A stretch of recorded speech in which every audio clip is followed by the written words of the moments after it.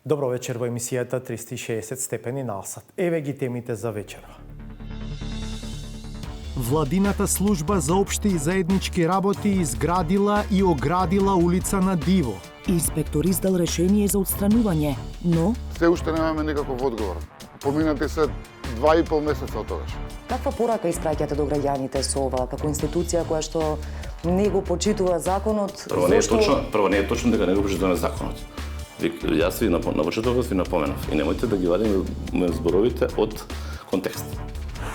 Го спомнуваме Антони Пешев од 1992 година како главен пример за политички одговорен политичар и потоа имаме напустина. Како да профункционира институтот политичка одговорност? За бугарската теза дека македонскиот народ и јазик се вештачка творба. Езиковија и националниот инженеринг не се обидни термини. Ами, българската национална идентичност нима сме ја обрали од крушата или сме ја ископали од земјата, че тя също е плод на планиране од страна на културни и политически лидери. Интервју со историчарот од Софија Димитар Атанасов. За здравувањето од последиците кои што беа створени од злоупотребата на тајните служби, на кои бевме сведоци, ќе трае уште некој период. Зошто неформалниот граѓански надзор над безбедносно разузнавачката заедница речи си и да не постои?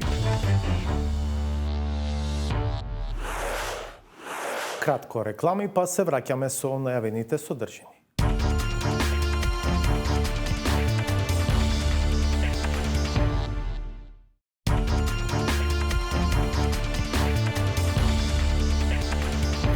Гледате 360 степени.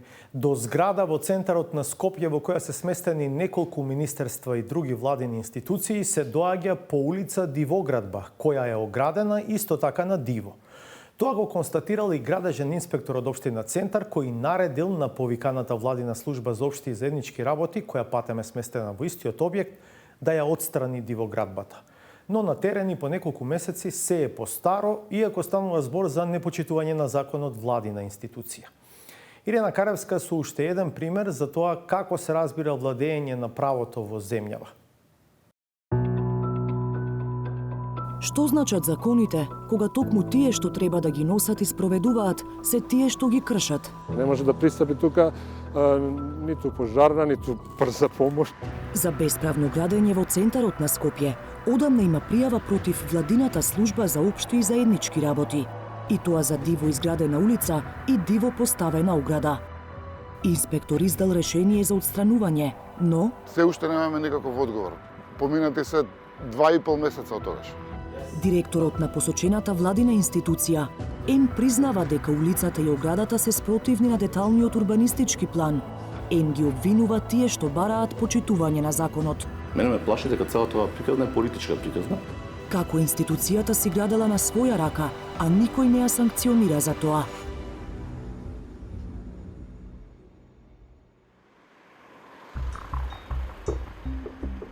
Во оваа зграда во строгиот центар на Скопје, со која стопанисува владината служба за општи и заеднички работи, или скратено СОЗАРА, се сместени неколку државни институции. Меѓу нив на 5-тиот кат е и самата СОЗАРА. За автомобилите на вработените има подземен паркинг во објектот. Но она што е спорно е начинот на кој се пристапува до него. На хартија, според деталниот урбанистички план за оваа локација, пристапот до зградата на СОЗАРА е од така наречената адвокатска улица. Во реалноста пак, влезот е од другата страна. Спротивно на законот, изградена е уличка која преку тротоарот за пешаци излегува на булеварот Филип II Македонски. Уличката е на диво оградена и со челична ограда, а пристапот ограничен со рампи. Собствениците на соседните парцели веднаш го пријавиле случајот. Едно, затоа што се крши дупот, и второ, затоа што е блокиран пристапот до нивните имоти.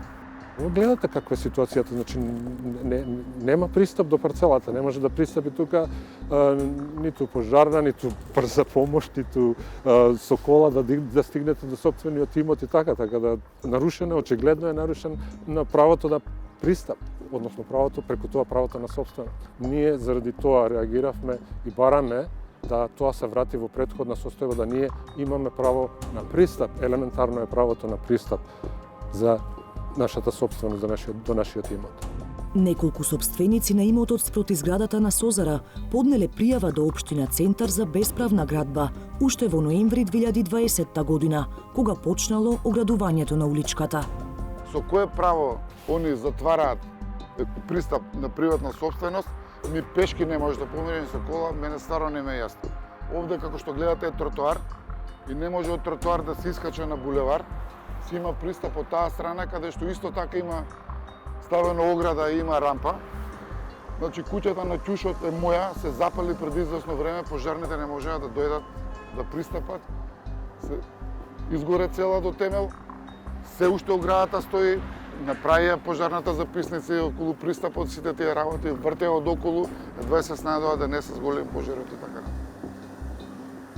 Дури една година по пријавата до општината и низа жалби до повеќе институции, на 15 октомври 2021 градежен инспектор на терен констатирал дека оградата и рампите се поставени без одобрение. Па било издадено решение со кое се наредува на Созара во рок од 3 дена да ја отстрани градбата, а во спротивно да се пристапи кон присилно административно извршување. Но на терен, 3,5 месеци подоцна, се си е на исто место. Поднесовме барање да се постапи по решението, се уште немаме никаков одговор. Поминати се 2,5 месеца од тогаш. Зошто ниту Созара, ниту Општина Центар не постапиле по решението за отстранување на спорните градби?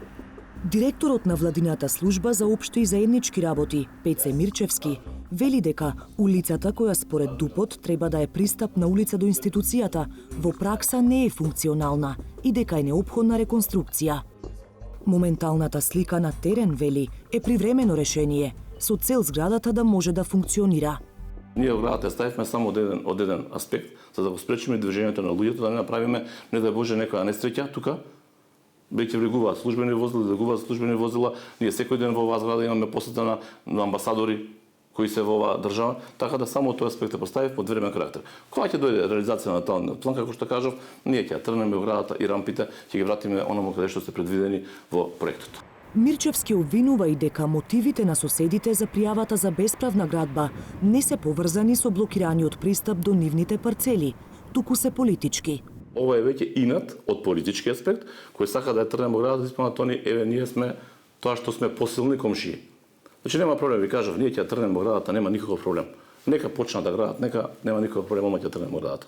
Ако толку им смета оградата, меѓутоа улицата таму нема да може тони да се движат по таа улица. Прво нема пристап, таму има костина од другата страна кај што не може да влезе возило. Ако можеше, ние ќе влегувавме од таа страна, немаше проблем. Иако признава дека пристапот до зградата е направен спротивно на ДУПот, според Мирчевски, тоа не значи дека се работи незаконски. На прашањето зошто не постапи по решението за отстранување на градбата, издадено од општината, тврди дека таков документ не видел. Каква порака испраќате до граѓаните со ова, како институција која што не го почитува законот? Прво не е точно дека не го почитуваме законот. Јас ви на почетокот ви напоменав и немојте да ги вадиме зборовите од контекст. Значи ние поставивме времена ограда која можеме да ја тргнеме во било кој момент. И тоа не е непочитување на законите. Факт е дека е поставена спротивно на законите. Ви кажав јас, спротивно на законите дали е поставена или не е поставена, има институции кои го утврдиле веќе тоа. Го утврдуваат. Го утврдиле. Вие викате го утврдиле, ја не сум видел решение дека го утврдиле. Ако вие сте го видели решението, тоа е друга работа. Јас решението не сум го видел. Кога ќе го достават решението, ние ќе тргнеме оградата, ќе постапиме како што инспекторот кажал. Дали решението е доставено до Созара и кога, од Општина Центар не добивме одговор. Оттаму само потврдија дека решение има и се чека да дојде на ред за извршување. Ве известуваме дека овластен градежен инспектор има донесено решение од 15.10.2021 година, како и заклучок за дозвола за извршување од 10.12.2021 година. И истите ќе бидат извршени согласно програмата за работа на секторот за инспекцијски работи за 2022 година. Во кој месец, а можеби и година, спорната градба ќе дојде на ред за рушење? Не добивме конкретен одговор. Но големото прашање што го отвора овој случај е, ако најповиканите за владење на правото не го почитуваат тој принцип, што останува за другите?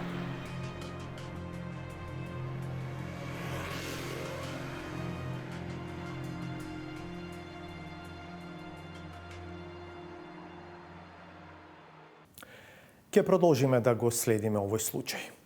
Оставката на Антони Пешев во далечната 1994 година и денес е најсвежиот пример за министер што поднел и кому му била прифатена оставка поради морална одговорност за немил настан или скандал. Зошто не функционира и како да профункционира институтот политичка одговорност е темата во историјата на Александар Димитриевски.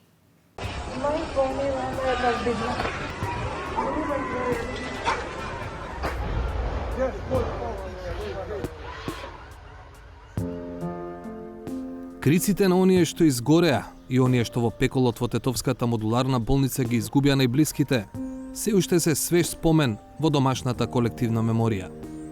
Горчината од трагедијата и понатаму ја нема толку неопходната капка вкус правда. А таа во вакви случаи може да дојде само преку одговорност. Но и одговорноста не е збор со едно значење. Во трагедии како Тетовската, прво се очекуваше така наречена политичка одговорност. Личен, морален, човечки чин кој треба да отвори просторе да настане пристрасно да се расчисти, но и да ја увери јавноста дека ниту една фотелја не е поважно од невините жртви, независно кој сгрешил. Последната трагедија во Тетово многу ме погоди, многу жалам за загинатите, сочувствувам со нивните семејства. Нема зборови што тоа може да го опишат, ниту пак начин да се надомести загубата. Почитувани како лекар и министер имам интегритет, затоа денеска од морални причини понудив пишана оставка до премиерот Зоран Заев. Освен министерот, оставка понуди и неговиот заменик. Веднаш следуваше доказ за непознавање на терминот морален чин во речникот на домашниот политички естаблишмент. Премиерот одлучи да размислува за моралниот чин на своите подредени, се додека нема индиции за друг тип на одговорност – кривична. Поречи си месец дена им ги одби оставките. Со стручните наводи на вештачењето е утврдено дека пожарот настанал како последица од електрична куса врска во приклучен кабел. Врз основа на овие и на претходно добиените информации, сакам да ја известам јавност. Нема причини да се лоцира политичка или менаџерска одговорност кај министерот доктор Венко Филипче и заменик министерот за здравство доктор Илир Хасани. Се повлекувам од функција. Овој случај е само најнов во серијата слични низ историјата на младата македонска демократија. На сличен начин, на пример, Никола Груевски ја одби оставката на министерот Милијана Киески кога потона бродот Илинден во Охридското езеро.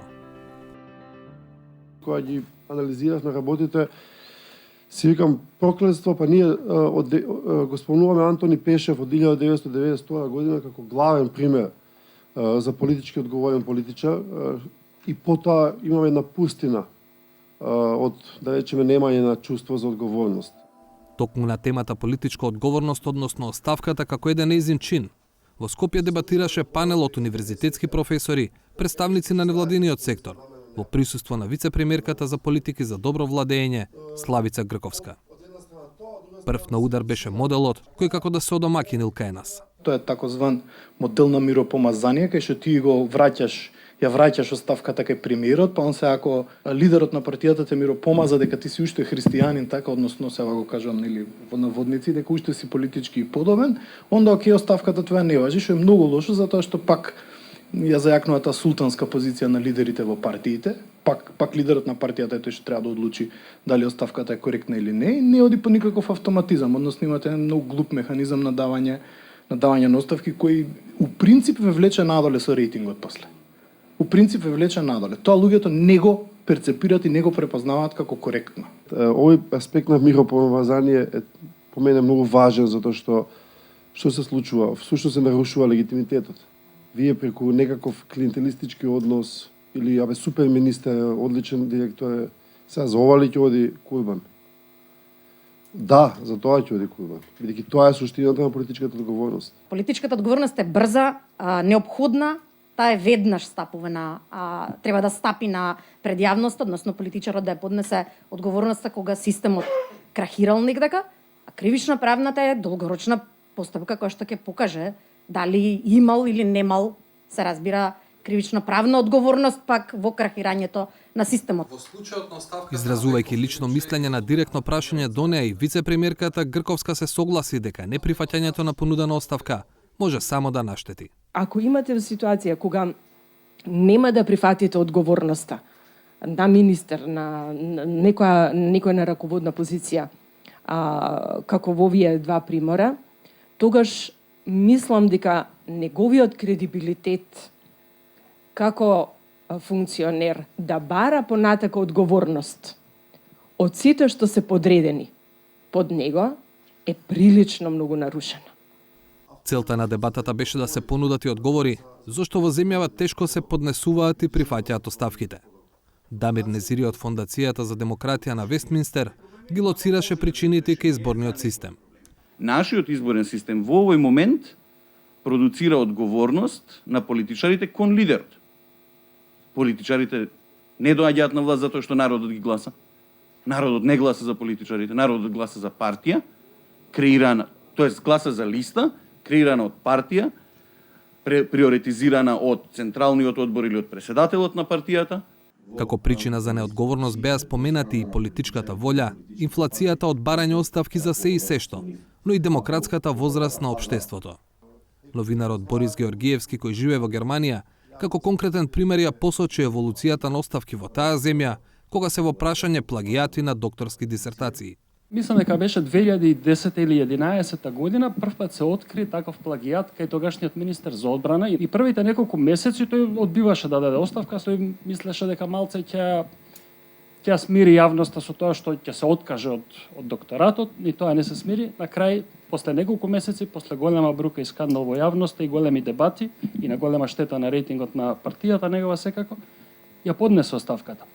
Зошто е тој пример битен? За тоа што во последниве 2 години уште 3 такви случаи имавме на министерки во германската влада, кои што неколку дена по откривањето дека во докторските дисертации дел од тезите им биле плагијат, не цели, си поднесува веднаш оставки. Ако е за лажирање докторати, ја мислам Полукин треба прво да го извркаш, па потоа и така натаму, па потоа веројатно да преминеме на политичарите. Како тогаш институтот политичка одговорност да стане златен стандард и на домашната политичка сцена? Присутните понудија повеќе различни идеи. Дебатата не беше цел сама за себе, туку заклучоците од неа да допрат до политичарите. Тоа е само дел од задачата на организаторот на настанот, Форумот за разумни политики.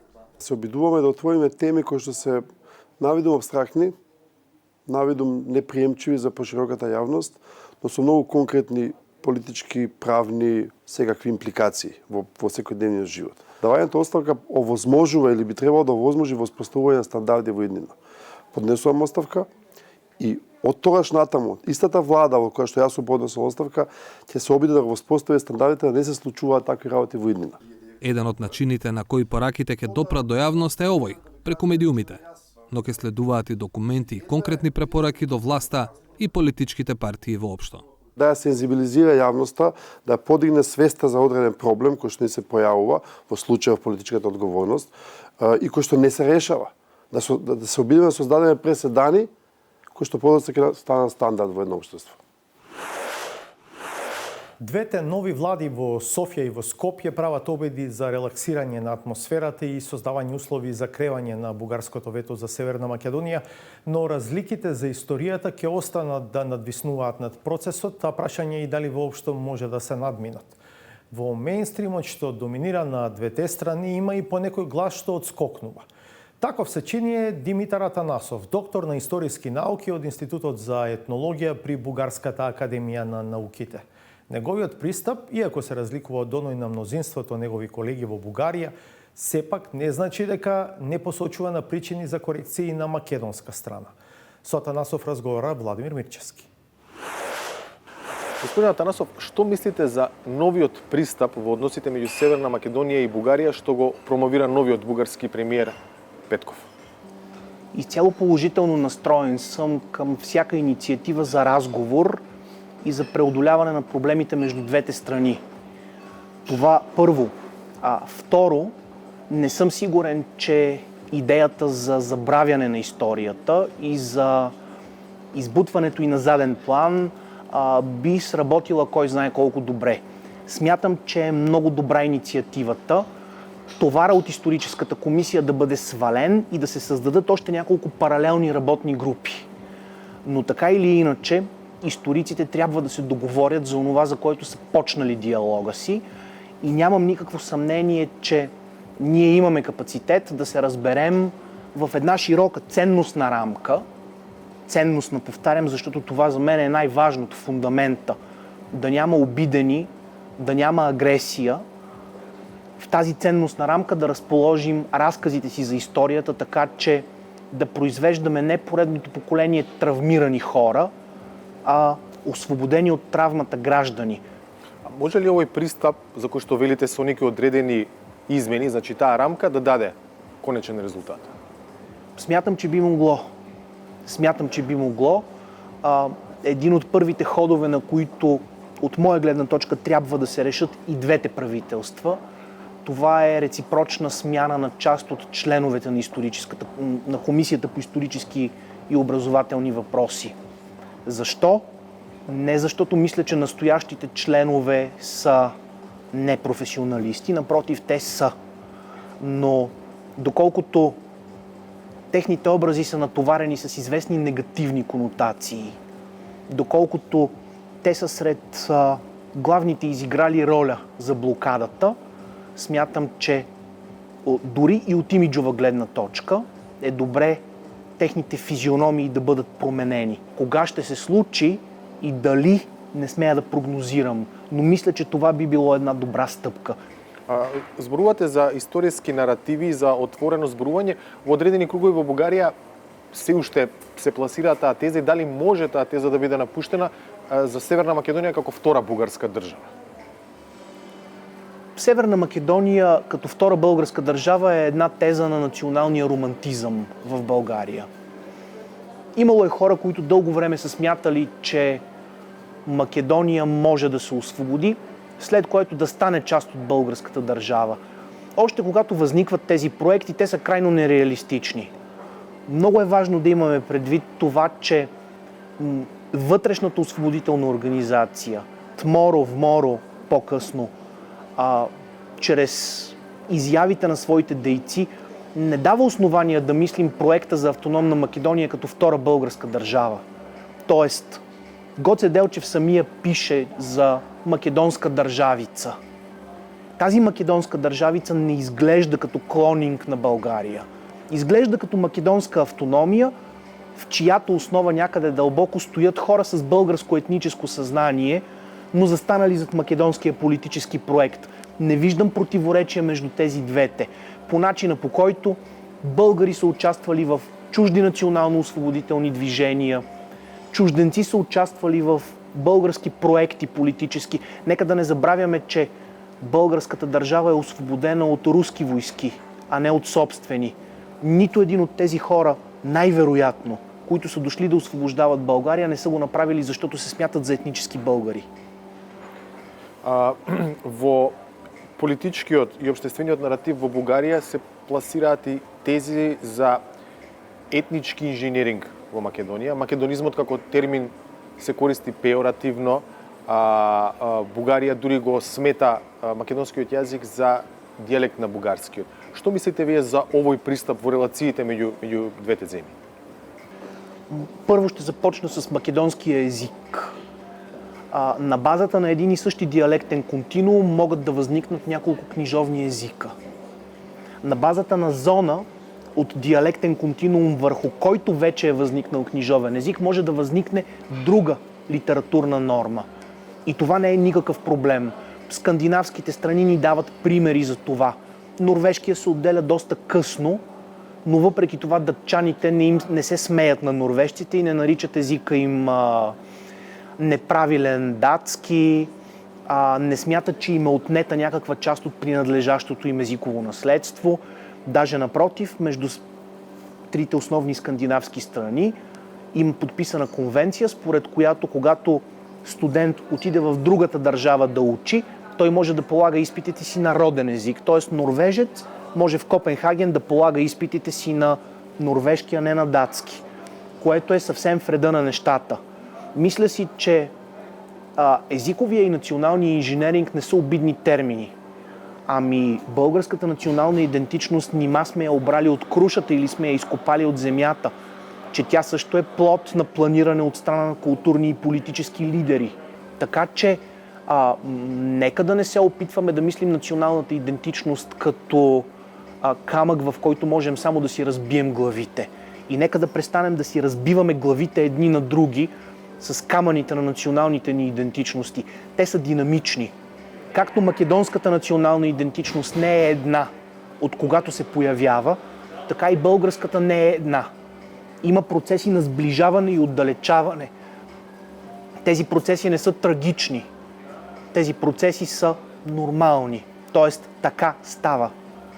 Както българската държава днес няма нищо общо с българската държава на хан Аспарух, така и Македония днес няма нищо общо с различни политически проекти, които са се развивали на нейна територия.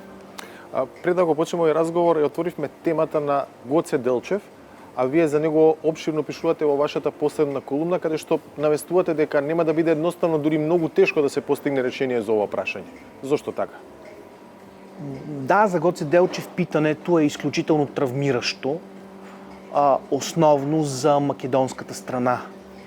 Всъщност, Гоце Делчев е първия и основен камък в македонската съвременна идентичност, така както е Васил Левски за България. Той всъщност е човека, в когото се привижда българската национално-освободителна революция през Възраждането. Той е емблемата на тази епоха. Тази епоха, която бива привиждана като началото на българската нация. Същото е Гоце Делчев за македонците. Гоце Делчев създава също вътрешна организация, която е на територията на Македония. Той също е човек, който настоява за свобода, за автономия. Автономия, за която настоява и Левски в интерес на истината в един, казано със съвременен термин, мултикултурен ключ. Тоест, такава политическа единица, в която всичките етноси имат равни права пред закона. Толкова много са подобията между Гоце Делчев и Васил Левски. Както някой днес, ако дойде и каже на българите, отутре Васил Левски няма да е българин, той ще е някакъв си, ама друг не българин. Ще има всенародни бунтове, гарантирам ви. Ако някой политик си позволи да подпише документ, според който Левски е и друг, не само българин, този политик слага кръст на политическата си кариера с това. Същото е положението и в Македония. Гоце Делчев е национален герой номер 1. Неотдавна беше правено социологическо проучване в Македония, който показа, че повече от 3/4 от македонците посочват Гоце и Илинден като фундамента на съвременната македонска нация. Преди 15 години в България беше направено едно телевизионно предаване, което се казваше Великите българи. Той е лиценз, не е собствено българско изобретение, но в класацията на Великите българи Васил Левски беше на първо място. Безапелационен лидер. За сметка на това Гоце Делчев също присъстваше в българската класация, но ако не ме лъже паметта, беше чак на 54-то място. Така че поради тая причина Македония трудно ще даде Гоце Делчев да бъде обявен за политически македонец и етнически българин. Знаем, има исторически извори, знаем за неговото писмо до Никола Карев, където той се заявява като българин и не само там. Достатъчно много жестове има от биографията му, които посочват, че той е етнически българин, но опасявам се, че тази формула ще бъде приета на нож в Македония, в Северна Македония.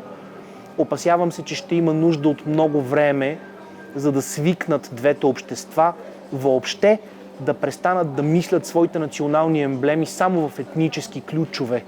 Единствено етническия профил е онова, което е легитимно в рамките на начина, по който ние мислим историята си изобщо. Трябва да скъсаме с този еднопланов исторически наратив, в който има само етноси и само етнически и национални представители. Идентичността е многопланова, многопластова, многопосочна. Маркерите на идентичност се преподреждат ситуационно в различните периоди от живота на съответните хора. Има достатъчно много исторически личности, които в част от живота си се смятали за етнически българи, в друга част за етнически македонци. И това не намирам за проблематично. намирам го в крайна сметка за логичен избор. Логичен избор. Знаем, че идентичността е социална конструкция. Тя се предава по пътя на обществото, т.е. в което общество израснеш, такъв си, към него принадлежиш. Българско дете или македонско дете, родени в Съединените американски щати, няма да бъдат български и македонски гражданин, а американец с български и с македонски корени. Свободният избор е водещ. Свободният избор, разбира се, в областта на историческата наука не означава произвол. Тоест има хора, които казват, приемем ли мултиперспективното тълкуване на историята, това означава, че всеки може да си твърди всичко. А не. Има научни правила, има исторически извори. Не можем да твърдим неща, които са против логиката на науката, против логиката на академичните изследвания и против историческите извори. Тоест, ограничения има. Што треба да промени Северна Македонија да коригира во својот однос кон Бугарија во наредниот период? Първото, което трябва да се коригира е говоренето срещу българите. Смятането на българите за някакви универсални злодеи. За българите, които довадят во Македонија само да ги тепаат македонците. Това съм го чувал лично в Скопие. Всъщност, една част от българите са пренебрежително настроени към Македония. Те смятат, че македонците са българи, които са объркали пътя. Но съществуват и българи, които настояваме на тъкмо обратното, че македонците са македонци и те имат право да бъдат такива, каквито са. Докато ние държим и от двете страни на говора на омразата и на говора на унижаването на другия, добри резултати няма да има. Тоест, първото, с което трябва да започнем, това е добронамереността. Едва когато си добронамерен към другия, ти можеш да го прочетеш в пълнота и в дълбочина. Тогава можеш да разбереш, че българската и македонската идентичност не са в конфликт. Те нямат силни разделителни линии, каквито има примерно между българската и гръцката, между българската и турската национална идентичност. Когато българин и турчин застанат един до друг, веднага се познава кой какъв е, дори по това, че говорят различни езици. Ако застанем аз и вие пред един французин, той трудно ще разбере, че говорим различни езици.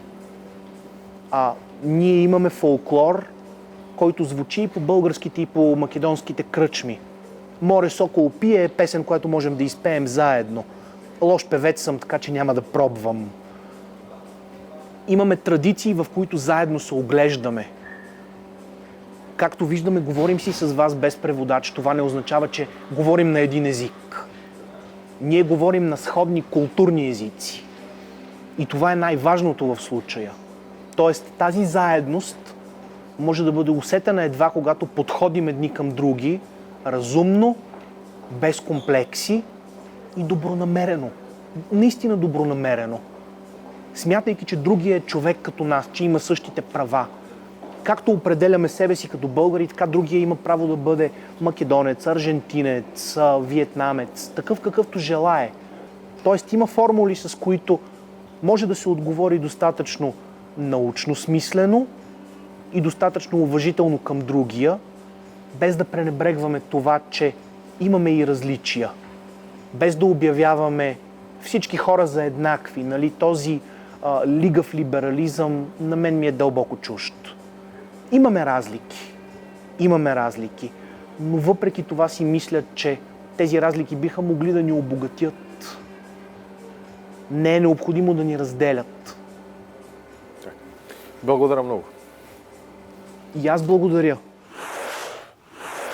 Зошто неформалниот граѓански надзор врз безбедносно-разузнавачката заедница од невладени организации, стручњаци од областа медиуми, речи си и да не постои. А зборуваме за држава која преживеа тешка траума со масовно незаконско следење на комуникациите.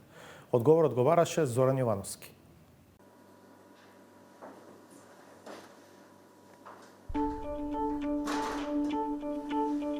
Александар Стојановски е дел од тимот на Евротинг, невладина организација која доби шанса да ги наблюдува институциите чија работа меѓу другото е да следат луѓе, комуникации и информации. Евротинг има уникатна уникатна можност, единствена можност да биде една од неколкуте граѓански организации кои што беа номинирани да учествуваат во работното тело, во адхок тело за реформа на поранешната управа за безбедност и контраразузнавање, според препораките на доктор Райнхард Прибе, кои што имаа за цел да помогнат во одзарабување на државата преку реформа на една од клучните институции во безбедносно-разузнавачкиот апарат. И таму имавме своји представници. По донесувањето на реформските закони, Евротинг сега работи на нивно спроведување во делот на зближување на граѓанскиот сектор со безбедносно-разузнавачките институции и подобрување на нивната комуникација. Прават анкети, анализи и истражувања, а ја стават на располагање и својата експертиза. Сето ова во поширока смисла спаѓа во граѓански надзор врз безбедносно-разузнавачката заедница. Ова се само дел од алатките што му стојат на располагање на граѓанскиот сектор.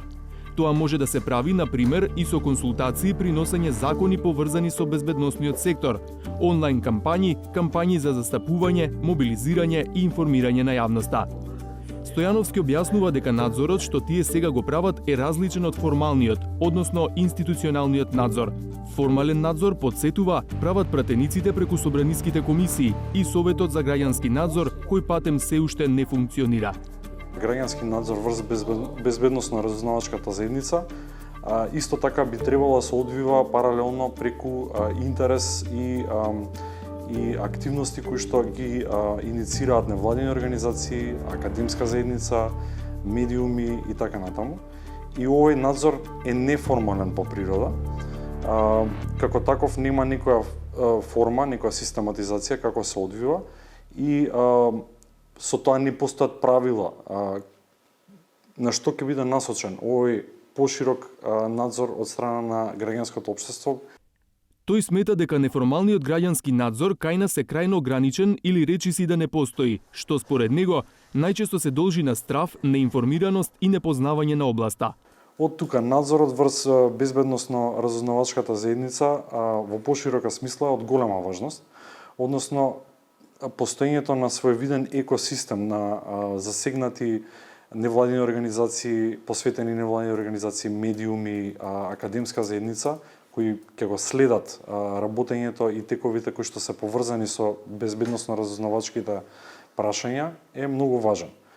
Како што спомнав, особено во нашето општество, заздравувањето од последиците кои што беа створени од злоупотребата на тајните служби, на кои бевме сведоци, ќе трае уште некој период.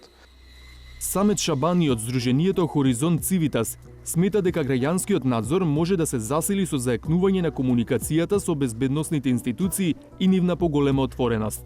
Со по-зајакната комуникација и координација сметам дека уште подобро ќе биде перцепирана и улогата на самите тие безбедносни структури во пошироко ниво на општеството, каде што нема да се перцепираат како злоупотребувачи на моќ, кои што не ги фаворизираат правата и слободата на граѓаните, туку напротив им донесуваат некои проблеми. Туку, значи, таа перцепција ќе може да се смени токму со такви координации и заеднички активности меѓу самите граѓански организации и безбедносните структури. Неформалниот надзор може да се прави од различни перспективи, како на пример од родова. Северна Македонија е потписничка на меѓународни конвенции кои гарантираат еднакви можности и услови за работа на мажите и жените. Но спроведувањето на тие документи треба да се следи.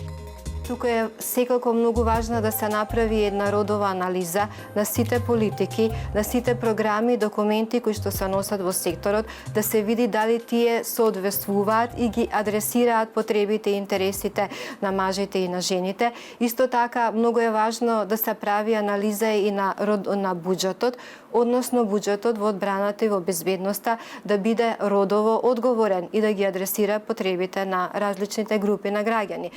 Антоновска напоменува дека граѓанските организации, посебно оние што се занимаваат со родови прашања, се соочуваат со предизвици и проблеми при вршењето на ваквиот надзор.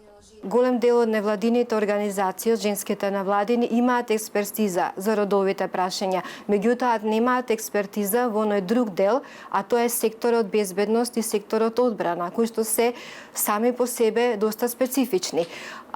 Додека пак невладините организации кои што работат во делот на безбедноста и на одбраната, а нив ги има неколку на број во државата, тие пак немаат експертиза за родовите прашања. Така што во овој поглед нам ни треба еден комбиниран пристап, вклучување на родовите прашања, меѓутоа и поспецифични знаења од областа на безбедноста и одбраната.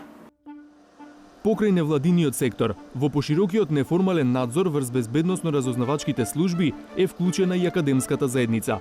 Универзитетскиот професор Ици Илиевски смета дека јавното надгледување на работата на овие институции и барањето одговорност, транспарентност и отчетност води кон заштита на основните вредности на едно демократско општество. Академскиот кадар зема учество преку презентирање на одредени наоди, заклучоци од сопствени истражувачки зафати.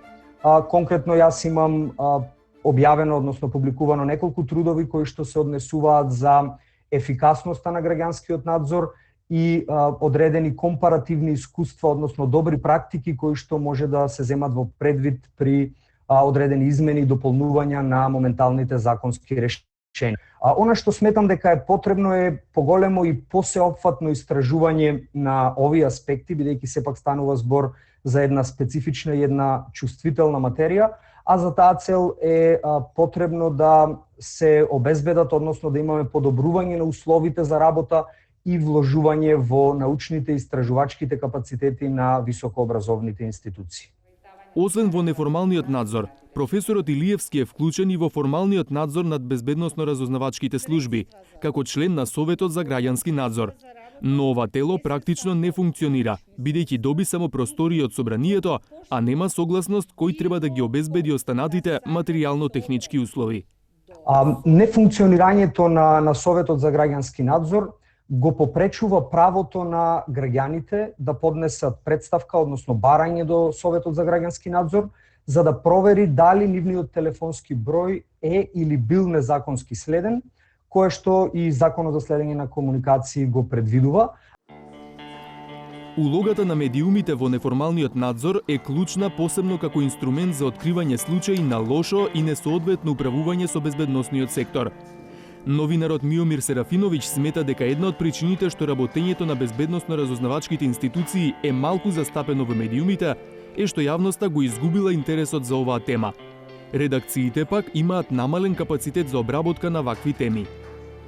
Требало повеќе да се вложи и во медиумите и во институциите на тоа ниво на транспарентност, на таа задача за транспарентност на безбедносно-разузнавачката заедница. Значи, институциите пред се да обезбедат луѓе кои би биле обучени, односно би имале соодветни знаења од таа сфера, меѓутоа би имале и знаења како тоа да се презентира во јавност, односно што треба да се скрие, што не треба да се скрие. Односно, да имаат, веќе го кажав, јавен активен однос кон јавноста. Кај медиумите, значи би требало, да кажеме, повеќе новинари, не стрикно таа тема да ја следат, еве, ако нема можност, меѓутоа пак да има определена структура на луѓе кои би го следеле и кои би се обучавале за тоа, односно кои би ги следеле сите активности, сите новости и сите потреби. Овие независни актери, невладиниот сектор, медиумите и академската заедница, освен што ја надополнуваат работата на институциите задолжени за официјалниот надзор над безбедносно-разузнавачкиот сектор, се и линк меѓу официјалните безбедносни институции, политики и процеси и граѓанските реалности и потреби.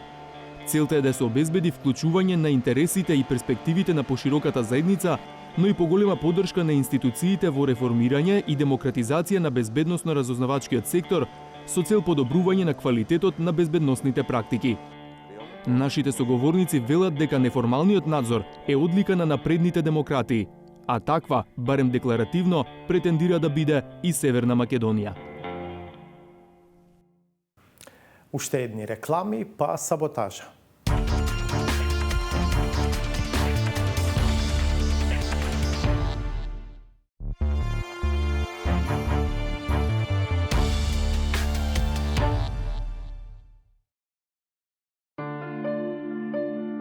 Уште не направен првиот чекор, Петков веќе прогнозира дека следниот ќе биде за 15 години.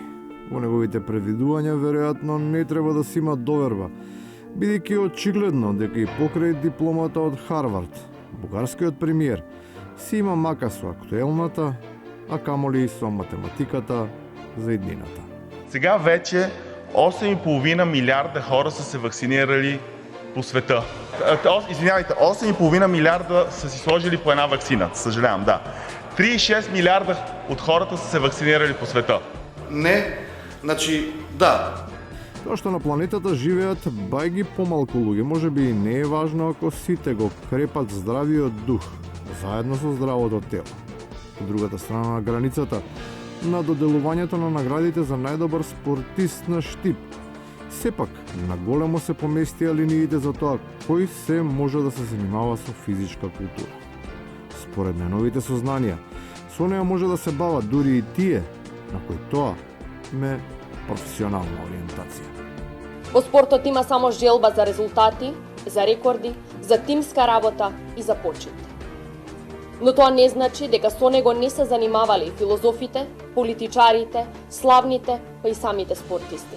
Не, значи да. Неразбирлива е убедливата констатација на говорникот, но таа е кажана со толку сериозна увереност што ја покажува моќта на личноста која ја испорачува. За разлика од трепетот со кој на истокот настапуваат новите избраници на бугарскиот народ, кои од толку голема возбуда не можат да врзат два збора. Бяхме свидетели на... Да. Това, което искам да кажа е, че... Добре, няма да... Прощавайте. Исках да... Извинявайте. Това е от мен. Приятно много.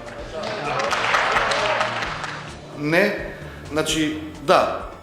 Збунетоста од јавниот настап во живо може и да се разбере, но прилично е нејасно како при монтажа или публикување. То толку не се обрнало внимание, па во етерот молскавично прозвучува потребата од елементарна обука за значењето на зборовите молња и молк. Неговата реакција беше молчевита, бидејќи во Панчереево тој се упати веднаш по разговорот. Не, значи да. Грешки прават и луѓе за кои се сметат дека нивото на образование би требало да биде барем во согласност со дипломата. Тоа што учеле на англиски не може да биде оправдување, бидејќи речиси на сите, па и на јазикот на кој тие говорат, тој збор се изговара исто. В този случай, само ако погледнете корелацията между вакцинация и зелен сертификат, за съжаление двете неща са много корелирани. И на крајот, во отсуство на доајенот, мора да се направи корелација со новиот фаворит. И сега на крајот ќе дојдеме да се проверуваме кој ќе успеал. Не, значи да. И покрај се, успехот сепак нема да се мери според зборовите, туку според сработеното. Не, значи да. Со ова завршуваме, налсад следуваат вести, погледнете ги, а ние повторно ќе се видиме в петокот 22. Пријатно!